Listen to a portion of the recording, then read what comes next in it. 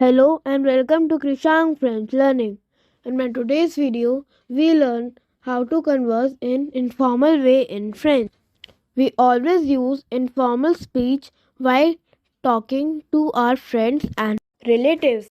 So, let's see conversation between two people in informal way. Salut. Hi. Comment tu t'appelles? What is your name? Je m'appelle Marc. My name is Mark. Et toi? And you? Comment tu t'appelles? What is your name? Je m'appelle Harry. Où habites-tu? My name is Harry. Where do you live? Je habite à Paris. I live in Paris. Quel âge as-tu? How old are you? J'ai 9 ans. Quel âge as-tu? I'm 9 years old. How old are you? J'ai 10 ans. I am 10 years old. Enchanté, Mark. Au revoir. Nice to meet you, Mark. Goodbye. Enchanté, Harry. Au revoir.